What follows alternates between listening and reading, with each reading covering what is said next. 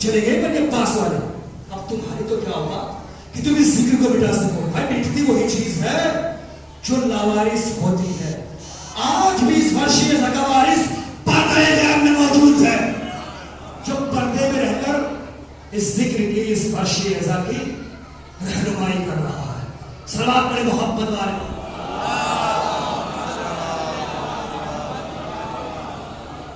اب سنیے آپ علی کے دشمن کا ٹرمینیشن سنیں. آپ علی کے دشمن کا انجام کیا ہوگا؟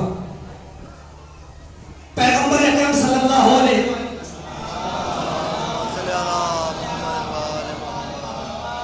کہ 3 افراد ایسے ہیں جن کو جنت تو کیا جنت کی خوشبو بھی نصیب نہیں ہوگی.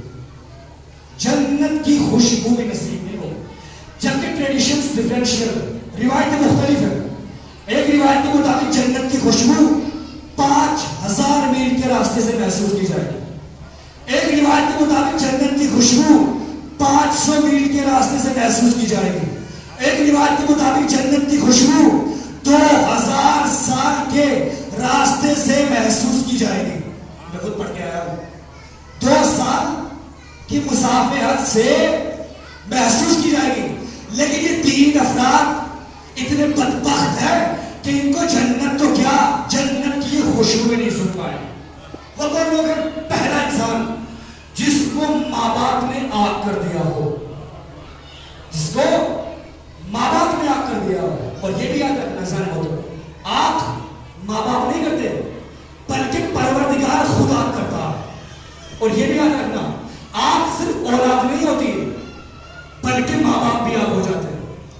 اگر ماں باپ نے اولاد کا حق ادا نہیں کیا تو پروردگار عالم ماں باپ کو آگ کر دیتا ہے. اگر اولاد نے ماں باپ کا حق ادا نہیں کیا تو پروردگار عالم اولاد کو آگ کر دیتا ہے.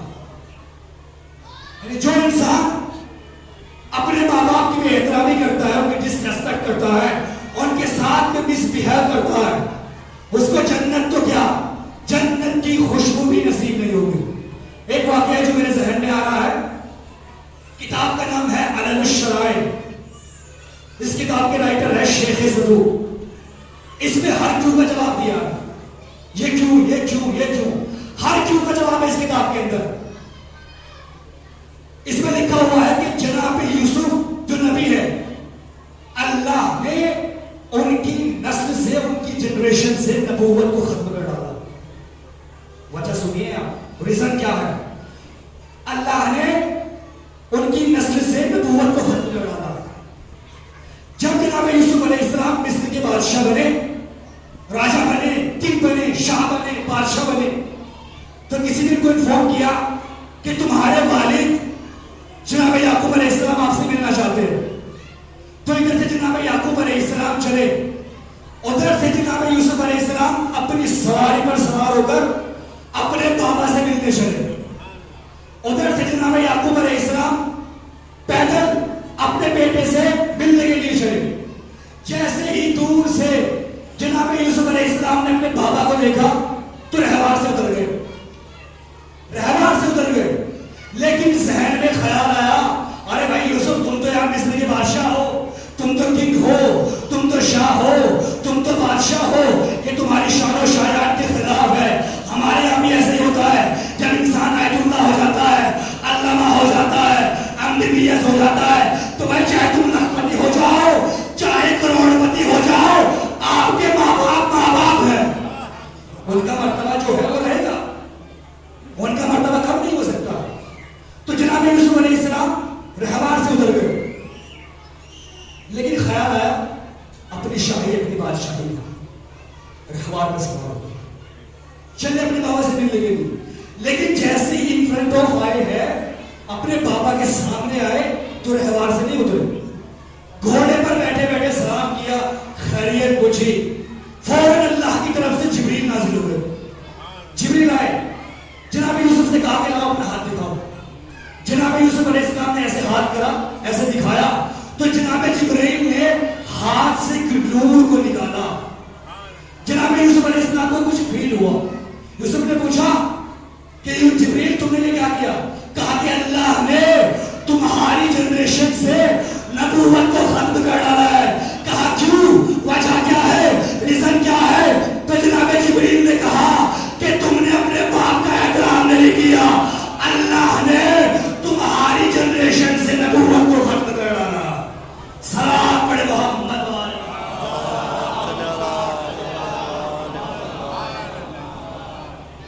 3 افراد ایسے جن کو جنت تو کیا جنت کی خوشبو بھی نصیب نہیں. پہلا جس کو ماں باپ نے یاد کر دیا ہو یا ماں باپ کے سامنے بھی استحیا کرتا ہو. دوسرا انٹرپشن کرنے والا, قطع رحم کرنے والا, اپنے رشتے داروں سے کٹ کے رہنے والا.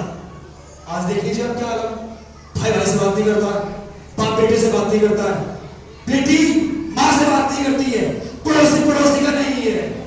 جبکہ امام محمد نے بات کی نہیں.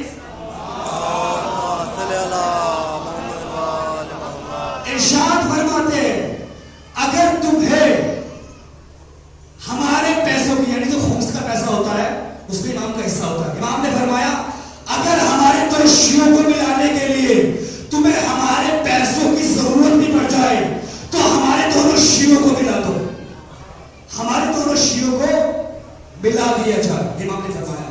اور قطع رحمی کے سلسلے میں امام صادق علیہ السلام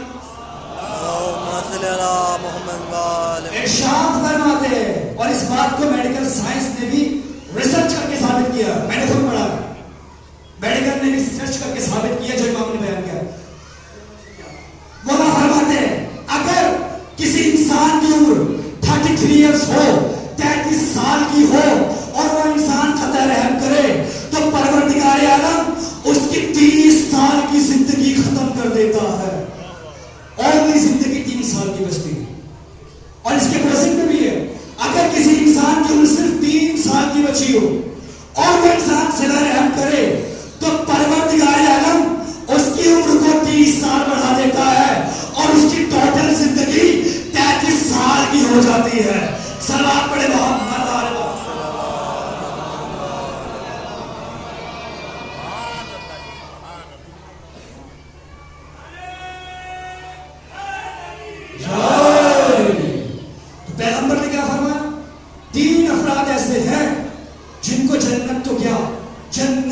خوشبو نصیب نہیں ہوگی. پہلا ماں باپ نے جس کو آپ کر دیا, دوسرا انٹرپشن کرنے والا, قطع رحم کرنے والا, تیسرا جس کے دل میں رئی کے دانے کے برابر بھی نہیں کا بوجھ پایا گیا. وہ جنت تو بہت دور کی بات ہے, جنت کی خوشبو تک نہیں سن پائے گا. تمہیں پھر جنت میں کون جائے گا؟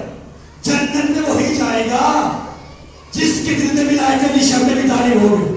اس کا مطلب یہ نہیں ہے کہ آپ نماز بھول جائے, روزہ بھول جائے, حج بھول جائے, زکات بھول جائے, نہیں. آپ یہ تمام اعمال بھی انجام دیں, اس کے ساتھ ساتھ ولایت علی شبنی تعلیم اپنے دل میں بسا کے رکھے. اور روایت طولانی ہے, خود معصوم فرماتے ہیں جس کے دل میں علی کی محبت ہو اسے ذرا بھی شک نہیں کرنا چاہیے کہ میں جنت میں نہیں جاؤں گا. کیوں؟ اس لیے کہ جنت بنی ہی علی, ان کے شیعہ, ان کے محبین کے لیے ہے. لیکن شیعہ ہو تو کیسا ہو؟ سوال یہ ہے.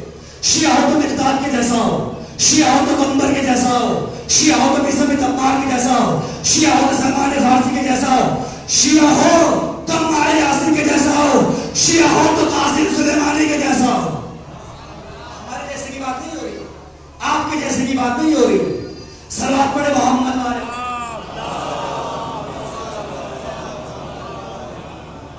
اچھا, ہمارے یہاں ابھی 2020 میں ایک وائرس آیا تھا, کرونا وائرس.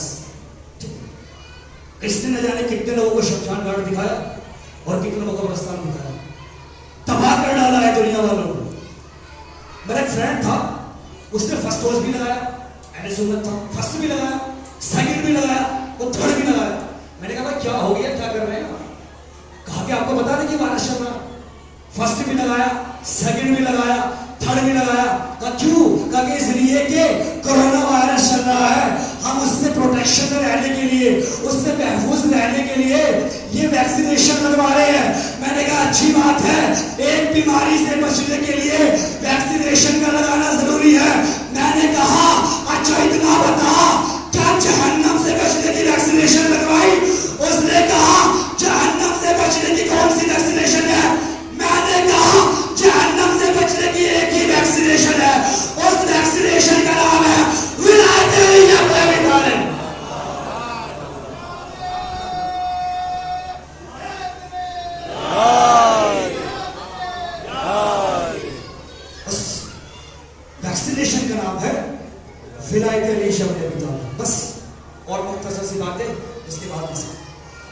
ایک روایت ہے، اس سے بڑی روایت ولایت کے سلسلے میں بیان نہیں کر سکتا. کتاب کا نام ہے بصائر الدرجات، وہاں سے پڑھ رہا ہوں. روایت ہے امام صادق علیہ السلام سے.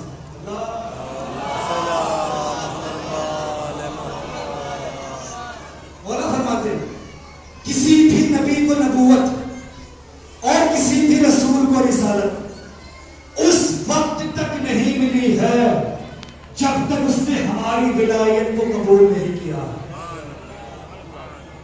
کیا فرمایا مولا نے کہ کسی بھی نبی کو نبوت اور کسی بھی رسول کو رسالت اس وقت تک نہیں ملی ہے جب تک اس نے ہماری ولایت کو قبول نہیں کیا. تو اے مسلمانوں، ہم 1400 سال سے یہی تو بتا رہے ہیں، جب بغیر ولایت کے کسی نبی کو نبوت نہ ملے، کسی رسول کو رسالت نہ ملے، تو تمہارے جیسے کوئی شکلوں کو بغیر ولایت کے جنت کیسے ہے؟ تمہارے جیسے لوگوں کو چاہے ان میں ہمارا ہو چاہے آپ کا ہو، جنت کیسے ملے گی؟ ایک روایت اور ہے، کتاب کا نام ہے حساب، جس کے پاس نام میرے زندگی پڑھ سکتا ہے. پیغمبر اسلام کو کتنی بار معراج ہوئی؟ سوال ہے میرا سے، کتنی بار معراج ہوئی؟ اب تک میں بھی جانتا تھا کہ پیغمبر اسلام کو صرف ایک بار معراج ہوئی، لیکن جیسے میں نے اس کتاب کا مطالعہ کیا تو پتا چلا کہ پیغمبر کو ایک بار نہیں 120 ٹائمز معراج ہوئی ہے. پوری ذمہ داری 120 مرتبہ معراج ہوئی ہے.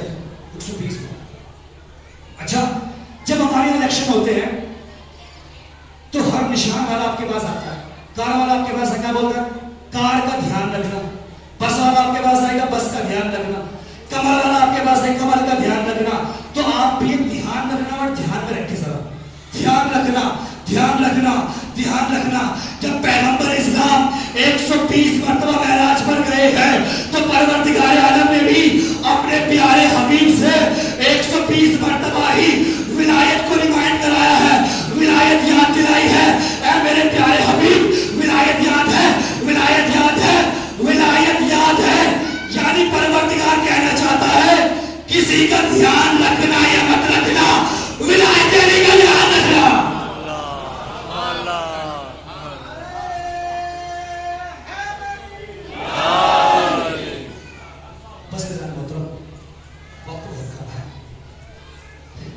اسی ولایت کی خاطر امام حسین علیہ السلام کربلا میں آئے. اسی ولایت کو بچانے کے لیے امام حسین علیہ السلام کربلا آئے. کاش زمانے والے مسلمان غدیر کو نہ بھولتے. یہ جو 61 ہجری میں کربلا ہوئی ہے، یہ کربلا کہاں تھے؟ کربلا ہوئی اسی کہ لوگوں نے غدیر کو دیا. اس میں ایک روایت پڑھنا چاہتا ہوں اور پسند ہے. جب جناب مختار ابن ابی عبید الثقفی امام حسین علیہ السلام کے قابلوں سے بسم اللہ الرحمن الرحیم نامی شخص کو السلام علیکم مختار کے دربار میں لایا. جیسے ہی مختار کے دربار میں وہ آیا، جناب مختار نے کہا کہ یہ بتا تم نے کربلا کے میدان میں کیا ظلم کیا؟ اس نے کہا مختار، جو میں نے ظلم کیا ہے اگر میں بیان کر دوں گا تو تم برداشت نہیں کر پاؤ گے. کہا کہ نہیں، میں تیری زبانی سننا چاہتا ہوں، تو نے کربلا کے میدان میں کیا ظلم کیا؟ وہ تو اس نے بیان کرنا شروع کیا. کہا کہ میں نے مظلوم امام حسین علیہ السلام کی انگلی کو قطع کیا تھا، میں نے حسین ابن علی کی انگلی کو کاٹا تھا. مختار نے کہا کہ یہ بتا کہ تجھے ایسی کیا ضرورت پیش آ گئی تھی کہ تو نے میرے مظلوم امام کی انگلی کو قطع کیا تھا؟ اس نے کہا حسین ابن علی کی فنگر میں ایک انگوٹھی تھی جس کو میں نکالنا چاہتا تھا. جب میں نکالنے میں ناکامیاب ہوا تو میں نے خنجر کو اٹھایا، خنجر کو حسین کی انگلی پر پھیرنا شروع کیا. ارے فاطمہ کا لال تڑپتا رہ گیا، مجھے رحم نہیں آیا. فاطمہ کا لال تڑپتا رہ گیا، مجھے رحم نہیں آیا. اس کے بعد مختار نے کہا کہ یہ بتا کہ تجھے اس وقت کچھ نظر آیا ہے؟ اس نے بیان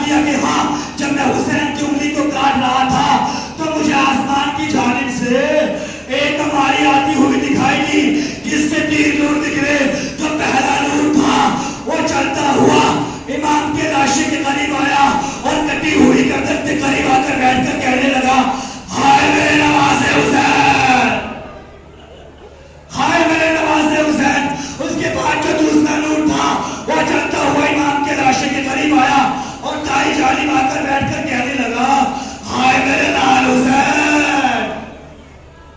اس کے بعد جو تیسرا نور تھا وہ جلتا ہوا امام کے لاشے کے قریب آیا, آ کر بھائی جانی بیٹھ گیا اور تڑپ کے کہا اے میرے بھائی حسین. ابھی یہ تینوں نور گریا کر ہی رہے تھے, اتنے میں آسمان کی جانب سے ایک ہماری آئی, اس ہماری سے ایک گدا پوش بھی نکلے. ارے وہ کوئی اور نہیں, شہزادی فاطمہ زہرا. وہ فاطمہ زہرا تھی, چلتی ہوئی اپنے بیٹے کے لاشے کے قریب آئی. ارے تینوں نور استقبال کے لیے کھڑے ہو گئے. پہلے نور سے بی بی نے باہوں کو باہر میں ڈال دیا اور کہا بابا